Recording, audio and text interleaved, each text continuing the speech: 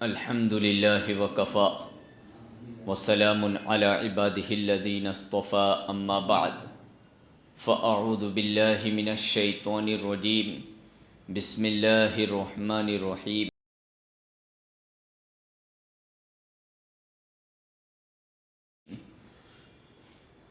لئن شكرتم لأزيدنكم ولئن كفرتم إن عذابي لشديد وقال الله تبارك وتعالى ولا تسرفوا إنه لا يحب المسرفين وقال الله تبارك وتعالى كلوا واشربوا ولا تسرفوا إنه لا يحب المسرفين وقال الله تبارك وتعالى إن المبذرين كانوا إخوان الشياطين وكان الشيطان للإنسان كفورا صدق الله العظيم اللهم صل على سيدنا محمد وعلى آل سيدنا محمد وبارك وسلم اللهم صل على سيدنا محمد وعلى آل سيدنا محمد وبارك وسلم اللهم صل على سيدنا محمد وعلى آل سيدنا محمد وبارك وسلم نومبر، دسمبر، جنوری، فروری کا جب مہینہ آتا ہے غیروں کے بارے میں نہیں کہوں گا، ان کا معاملہ ان کے ساتھ ہے، پر اپنے مسلم سماج کے بارے میں یہ کہوں گا کہ شیطان ہمارے سماج میں ننگا ناچ ناچنے لگتا ہے۔ کیا ہو جاتا ہے بھائی؟ علی الخصوص نومبر، دسمبر، جنوری، فروری میں یہ ہوتا ہے کہ شادی کا ریلا آتا ہے ہمارے سماج میں، شادی بیاہ، اور اس کے نام پر رسم و رواج اور اس کے نام پر شیطان کا ننگا ناچ۔ ایک طرف سماج کی یہ تصویر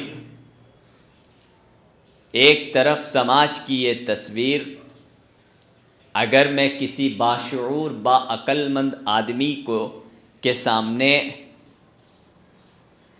کچڑا اور ایسی چیز جس کو کھائی نہیں جاتی ہے اس کو رکھا جائے، اور ایک بریانی، کباب، کھیر، بہترین میٹھا ایک طرف رکھ دیا جائے، پر وہ انسان اس کھانے کی چیز کو چھوڑ کر وہ کچڑا کھا رہا ہو، مٹی اور دھول کھا رہا ہو، آپ اس آدمی کو کیا کہیں گے؟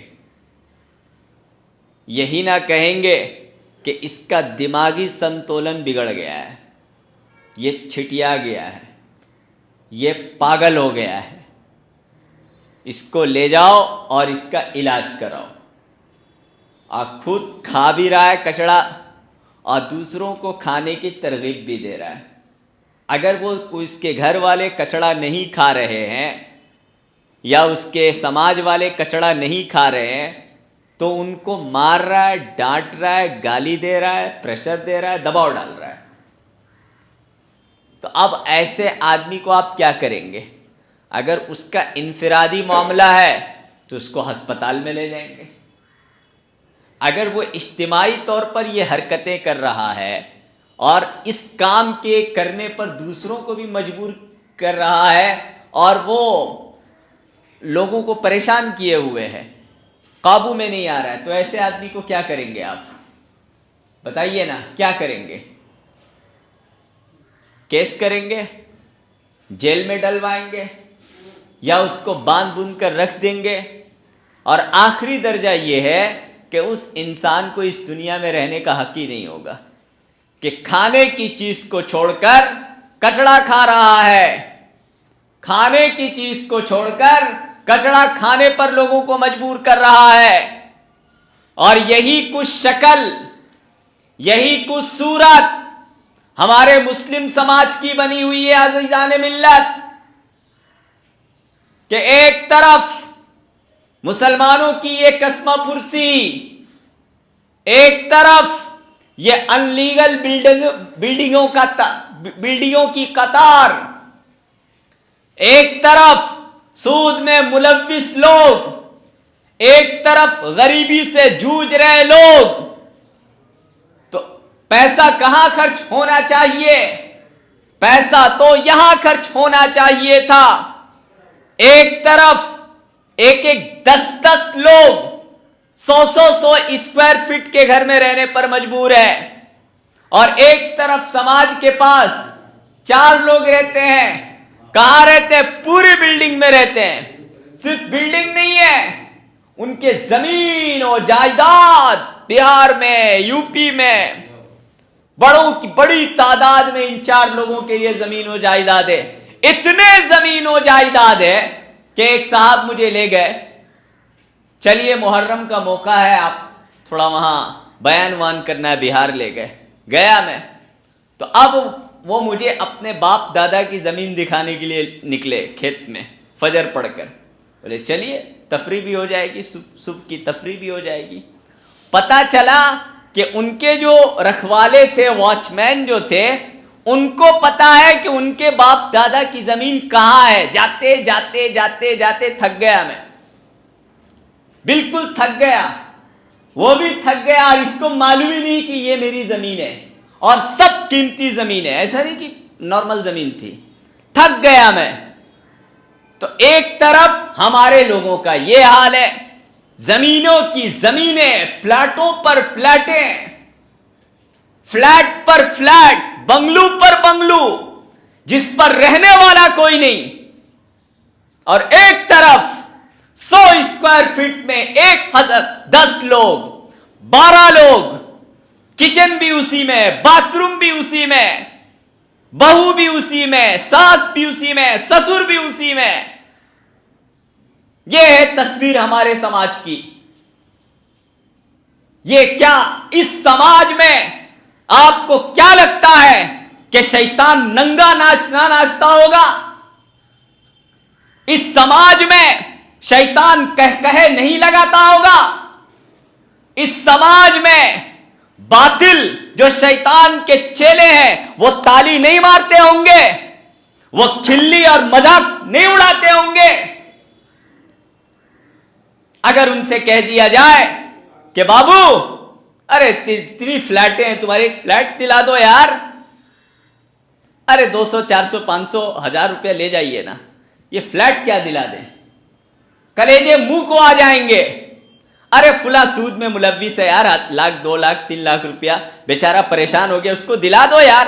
اور الٹا اسی پاک کاہے لیا، کیوں لیا، کیا کیا، کیا نہیں کیا، اب ای ڈی بن جاتے اس کے پیچھے 74 کو سوال۔ ارے وہ بھی اس کو بھی ضرورت تھی، لے لیا، پھنس گیا، جہالت بھی ایک گزرے، لے لیا، اس کو دے کر چھڑاؤ یار، تمہارے پاس لاکھوں کروڑوں روپئے، چھڑا دو اس کو۔ نہیں، کیوں کیا، کیا نہیں کیا، تم کاہے کیا، شادی میں تم کیوں خرچ کیا؟ تو میرے باپ کا پیسہ ہے، کس نے کہہ دیا تمہارے باپ کا پیسہ ہے؟ اللہ انسان کو جو ضرورت سے زیادہ دیتا ہے پیسے، وہ اللہ کے راستے میں خرچ کرنے کے لیے دیتا ہے، وہ صحیح جگہ میں خرچ کرنے کے لیے اللہ دیتا ہے۔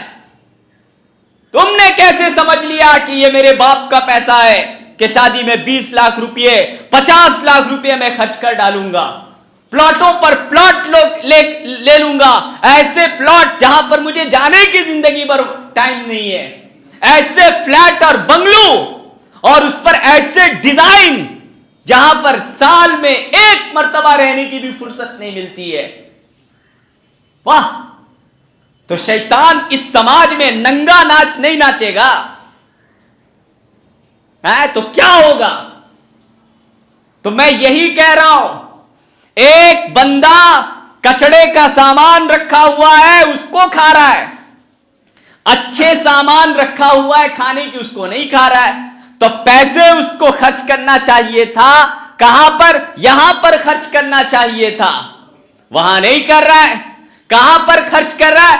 فلیٹ لینے پر، زمین لینے پر, پراپرٹی بنانے پر, ایسی فلیٹ, ایسی زمین, ایسی پراپرٹی جہاں پر اس کو جھانکی مارنے کو ٹائم نہیں ہے. یہ حال ہے. کہاں پر؟ شادی بیاہ پر. پہلے ہلدی نارمل ہو جاتا تھا. ہلدی کا رسم غلط نہیں ہے, شرعاً یہ غلط نہیں ہے. ہلدی ایک پاک چیز ہے, خوبصورتی کو ابھرنے کے لیے دلہن کو لگایا جاتا ہے, دلہے کو بھی لگا دیا جاتا ہے. شریعت تو منع نہیں کرتی ہے. خوبصورتی کے لیے کچھ بھی لگائیے, ہلدی لگائیے, فیئر اینڈ لولی لگائیے, کیچڑ لگا لیجئے, پاک کیچڑ لگا لیجئے, مٹی گھس لیجئے, لوٹ جائیے دلدل میں. کون منع کر رہا ہے؟ پاک چیز میں لوٹ جائیے, کوئی مولوی فتویٰ نہیں دینے والا آپ کو, کر لیجئے. مگر ہلدی کے نام پر فضول خرچی, ہلدی کے نام پر سب کا کپڑا پیلا پیلا پیلا پیلا, ہلدی کے نام پر خرافات, ہلدی کے نام پر بے حیائی, ہلدی کے نام پر غیر محرم کا اختلاط. اس آج ہلدیوں میں اتنے پیسے خرچ ہو رہے ہیں. ایک مرتبہ ہلدی لگا, اب بڑے لوگوں کی ہلدی, چھوٹے لوگوں کی شادی. کل میرے گھر میں ایک کارڈ آیا, کتنے؟ 2 لوگوں کی دعوت. چلیے ٹھیک ہے, کون ہے بھائی؟ آہو فلاں آدمی ہیں, ان صاحب کو تو ہم جانتے ہیں بھائی, ان سے تو کبھی دیکھا نہیں کہ کسی 1 روپیہ کسی کو صدقہ کیا ہو. ہم نے دیکھا نہیں, چھپ کے کرتے ہوں گے لیکن میں نے دیکھا نہیں. آپ میرے اڑوس پڑوس میں ہی رہتے ہیں وہ صاحب, یہ فلاں صاحب. تو کیا ہے بھائی؟ ان کا جو بیٹی کی شادی ہے, ان کے بیٹی کی شادی کہاں ہونے والا ہے؟ یہ بیٹی کی شادی ہونے والا ہے فلاں بہت قیمتی بینکیوٹ میں, جہاں پر لاکھوں روپے خرچ ہوں گے. اچھا, پھر پڑھتے پڑھتے ایک نظر آیا جے کے ہال. ہم بولے یہ تو جے کے ہال میں جانے والے نہیں ہیں, یہ بندہ تو ٹکیا پڑا میں جے کے ہال ہے کہ اس میں تو جانے والے نہیں. یہ جے کے ہال کہاں سے نظر آ رہا؟ تو پتا چلا کہ اوہو ہلدی لگے گی وہاں. واہ, جہاں بیچارے ایک میڈیم گھرانے آدمی کی شادی ہو جاتی ہے, بارات ہو جاتی ہے, سب ہو جاتا ہے, اب محترمہ کی ہلدی وہاں لگے گی. پورے تام جھام کھانا پینا ہے, خرافات, پوری شیطانی ننگے ناچ کے ساتھ وہاں لگے گی. تو ایک غریب کی شادی مکمل براتی سراتی اخراجات جو پورے ہو جاتے تھے, ایک مالدار آدمی کی ہلدی وہاں لگ رہی ہے. کل رات کا رپورٹ ہے, اب وہ دیکھ کر ہی میرا دماغ سنکا. میرا تو آج کچھ الگ ہی بیان تھا. میں تو سوچا کہ آج اس جمعہ یہ بیان کروں کہ بھائی لیڈر بننا کیسا ہے. کریں گے انشاءاللہ, الیکشن آنے والا ہے نا, بولتا ہوں میں, ہے نا. بہت سارے گلی کوچے علاقے کے لوگ جو بولتے رہتے ہیں کہ بھائی لیڈر بننے کی تمنا ہے. یہ برا ہے کہ اچھا ہے؟ اس پر میں انشاءاللہ ڈیٹیل پر کئی جمعے بولوں گا. میں الیکشن آنے والے ہیں, اسی کے توسط سے. ابھی کل جب ایک کاٹ پڑا تو میرا دماغ سنک گیا. یہ کیا ہو رہا ہے بھائی؟ یہ کیا ہوا ہے؟ یہ کیا تماشا ہو رہا ہے ہمارے مسلم سماج میں یار؟ ارے اللہ کے بندے, کچڑے مت کھاؤ, ارے مٹی مت کھاؤ, ارے پتے مت چباؤ. اللہ نے آپ کو عقل دیا ہے, عقل سلیم کو اختیار کرو. اور دوسری بات یہ ہے, جس کے پاس پیسے ہیں, جو فضول خرچی کر رہا ہے, جتنا بڑا وہ مجرم ہے اتنا بڑا میں مجرم ہوں اور آپ مجرم ہیں. اس بندے کو کہہ دیجئے کہ فلاں آدمی کو 1 لاکھ روپیہ دے دو, بہت زیادہ پریشانی نہیں دے گا. لیکن کیا بات ہے کہ شادی میں وہ 20 لاکھ روپے خرچ کرنے کے لیے وہ تیار ہے, 15 لاکھ روپے خرچ کرنے کے لیے تیار ہے. کیوں؟ ظاہر سی بات ہے, پیسہ تو یہاں بھی جا رہا ہے نا, پیسہ یہاں بھی جا رہا ہے, درد تو یہاں بھی ہو رہا ہے نا, درد تو یہاں بھی ہو رہا ہے. لیکن یہ بندہ پیسے کو یہاں لگانے پر تیار ہے. یہاں کیوں نہیں لگا رہا ہے؟ کیونکہ اس کو پتا ہے کہ یہاں لگاؤں گا سماج مجھے تالی نہیں مارے گی, سماج مجھے واہ واہ نہیں کہے گی, سماج میرا ساتھ نہیں دے گی, لوگ مجھے کچھ نہیں کہیں گے.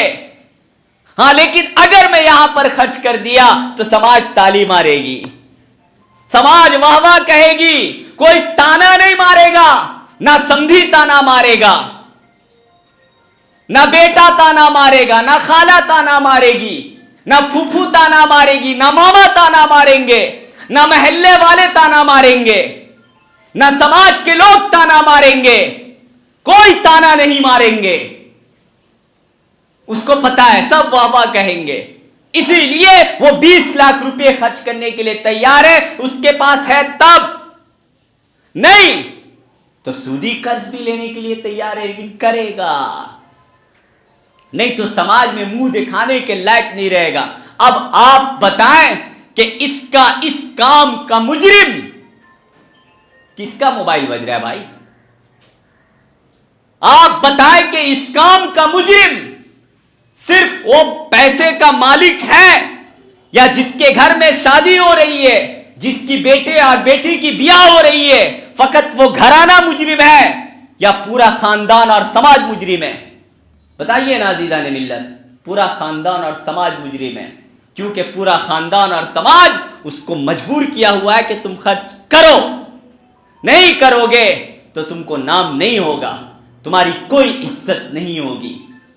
और जो कौम फजूल खर्ची करती है ना, हाँ, जो कौम फजूल खर्ची करती है ना, तो फिर अल्लाह रब्बुल इज्जत सदियां उन पर मुसल्लत करवाते हैं। टीपू सुल्तान रहमतुल्लाहि अलैह जब अंग्रेजों से लड़ रहे थे तो एक निज़ाम बादशाह था, उसने खत लिखा, देखो पैसे की बहुत कमी पड़ रही है, मेरे पास टेक्नोलॉजी है, फौज है, पैसे नहीं है अंग्रेजों से लड़ने के लिए, फंडिंग नहीं है, बाबू थोड़ा सा पैसे भेज दो, तुम इतना फजूल खर्ची कर रहे हो।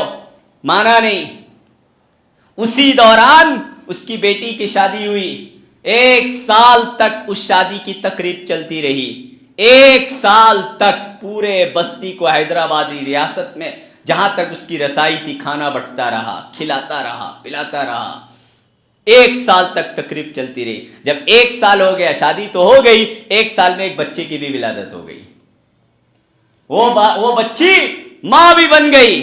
अब नाना बनने की खुशी में अकीके के नाम पर मजीद और 1 साल तकरीब चली, 2 साल मुसलसल शहनाइयां बजती रही निजाम के घर में, और यहां टीपू सुल्तान रहमतुल्लाहि अलैह कसम कुर्सी के आलम में अंग्रेजों से और अपने गद्दारों से लड़ते रहे। क्या हुआ? अगर वही निजाम जो 2 साल तकरीब बनाया था, लाखों करोड़ों अरबों रुपये जो उसने खर्च किया था, वो अगर टीपू सुल्तान को दे देता, उतनी फंडिंग आ जाती, तो ब्रिटिश के पास उतनी कुछो नहीं था यार।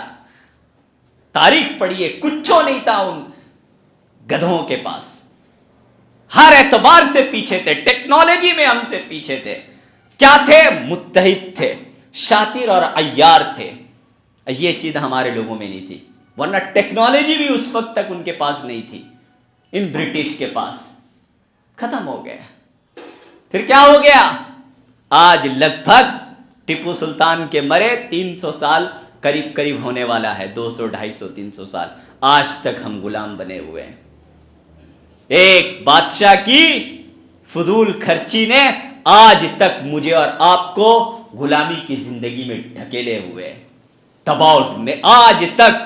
आज हाल यह है कि हमारी नागरिकता के लाले पड़े हुए हैं, हमारे घर बुलडोजर के नोक में है, हमसे सवाल हो रहा है, देशभक्ति के हमसे सवाल किए जा रहे हैं, हमारी मॉब लिंचिंग हो रही है, हमारी इज्जतों से खिलवाड़ हो रहा है, हमें उस्काया जा रहा है, हमें पीटा जा रहा है, हमें जलील किया जा रहा है। एक बादशाह की, उस एक बादशाह ने की शहनाई और उस एक बादशाह की फजूल खर्ची, ये कहां लेकर आया मुझे और आपको? देखिए, अरे कुछ सा बात समझ में आ रही कि नहीं?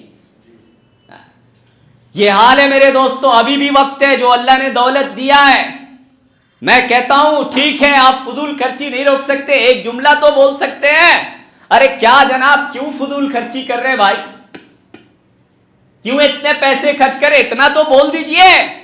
नहीं अनिल मुनकर तो कीजिए, प्यार से बोलिए, झटक कर मत बोलिए, अरे बोलिए तो सही। बोलने से फर्क पड़ता है, और सबसे पहला सबसे बड़ा फर्क यह पड़ेगा कि आप अल्लाह के पास बच जाइएगा। जब हद से ज्यादा शरारत होने लगी बनी इसराइल में, तो बनी इसराइल में एक तबका जो मुलविस था उस गुनाह में, दूसरा जो तबका था वो मना कर रहा था, और तीसरा तबका खामोश था। تو جو خاموش والا طبقہ ہے، جو طبقہ منع کر رہا تھا، اس کو وہ منع کر رہا ہے، ارے کاہے کو تم اس کے پیلوں کے پیچھے پڑے ہو یار، اللہ نے جس کو ہلاک کرنے کا فیصلہ کر لیا، تم کاہے کہ اس کے چکر میں ہو؟ بولتے ہیں نا، ارے تم کاہے کو پیچھے پڑے ہو، کیا ضرورت ان کو لبر لبر کرنے کا؟ بولتے ہیں نا بہت سارے لوگ.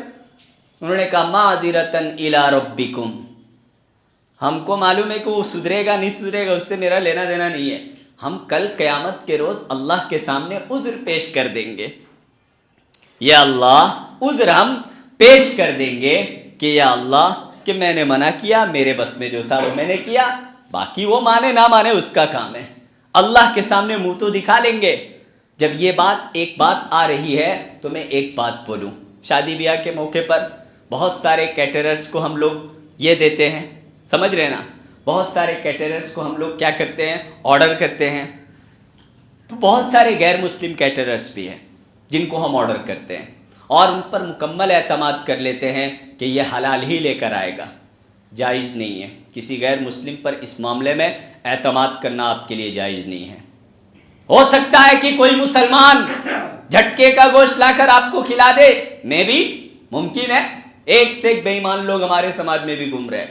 پر اگر کسی مسلمان نے آپ کو جھٹکے کا گوشت لا کر کھلا دیا ریسٹورنٹ میں یا دکان میں یا شادی بیاہ کے آرڈر میں، تو آپ کے پاس اللہ کے سامنے عذر کرنے کا چہرہ دکھانے کا رہے گا. ہم کیا کریں اللہ، ہم تو دیکھے نہیں، یہ کیٹرر مسلمان تھا، میں نے اس کے ذمے میں دیا تھا کہ تم جا کر اتنا چکن اتنا بکرا یا فلا لے کر آ جاؤ گے. اب اس نے چھکا پنجا کھیلا تو میں کیا کروں، مسلمان پر میں نے اعتماد کیا. پر اگر کسی نے غیر مسلم کو اس معاملے میں غیر مسلم کیٹرر کو آرڈر مت دیجیے، یہ نہیں کہہ رہا ہوں میں، اس معاملے میں اگر کسی نے غیر مسلم پر اندھا اعتقاد کر دیا اور وہ جھٹکے کا گوشت لا کر خود کھایا، آپ کو بھی کھلایا اور آپ کے جتنے خاندان آئے شادی بیاہ میں سب کو کھلا دیا، اور اللہ نے پوچھ لیا آپ سے، حلال بول کر کھلا دیا، آپ نے اندھا اعتماد بھی کر لیا. اگر اللہ نے آپ سے پوچھ لیا تو کیا جواب دیں گے؟ کس نے کہا تھا اس معاملے میں غیر کا اعتماد کرنے کے لیے؟ بزنس کرو، کاروبار کرو، منع تو نہیں ہے، لیکن اس معاملے میں، ایمانی معاملے میں ہم کسی غیر پر اعتماد نہیں کر سکتے اور اللہ کو ہم جواب نہیں دے سکتے. میرے دوستوں اور بزرگوں اور بھائیوں، عزیزان ملت، تھوڑی سی سنبھلیے. میں یہاں پر ان لوگوں کے بارے میں بیان کرنے نہیں آیا ہوں جو فضول خرچیاں کر رہے ہیں، ان لوگوں کے بارے میں ابھی بولنے آیا ہوں کہ آپ تو روک تو سکتے ہیں نا، آپ تھوڑا بہت پیار محبت سے بول تو سکتے ہیں نا کہ بھائی کیا کر رہے ہیں آپ. سماج میں اتنی بھیانک استھتی بنی ہوئی ہے، کہاں اپنے مال کو پھونک رہے ہیں بھائی، کہاں اپنے دولت کو آپ لگا رہے ہیں بھائی. آپ بول تو سکتے ہیں نا، بولیے. آپ کا بولنا انشاءاللہ بہت کام کرے گا. آپ کا بولنا آپ کو اللہ کے سامنے کھڑا ہونے کی ہمت دے گا. آپ کا بولنا اللہ کے رسول صلی اللہ علیہ وسلم کے سامنے چہرہ دکھانے کا آپ کو لائق بنائے گا. اور اللہ کے واسطے میرے مسلمان بھائیوں اور بزرگوں اور دوستوں، کچڑے مت کھائیے، مٹی اور دھول مت کھائیے، بریانی کھائیے، کباب کھائیے، دودھ پیجیے، جوس پیجیے، اچھے کھانے کھائیے. یار اللہ نے ان کو کھانے کے لیے بنایا ہے. وہی مثال ہے کہ اپنے پیسے کو غریبوں پر خرچ کیجیے، بے گھروں کو گھر دلا دیجیے، سود میں پھنسے ہوئے لوگوں کو نجات دلا دیجیے، قرض میں تڑپتے لوگوں کی تڑپ بند کر دیجیے، محلے اور سماج میں خرچہ کیجیے، ان پڑھ لوگوں کے پڑھائی میں آپ خرچ کر دیجیے.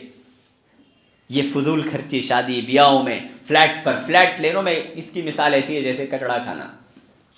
وہ پیسے خرچ کرنے کی جگہ نہیں ہے زیادہ، لیکن ایسا مت کیا کیجیے. اللہ کے واسطے سمجھ جائیے، اپنے مال و دولت کا صحیح استعمال کیجیے. اللہ مجھے بھی اور آپ کو بھی اس پر عمل کی توفیق عطا فرمائے.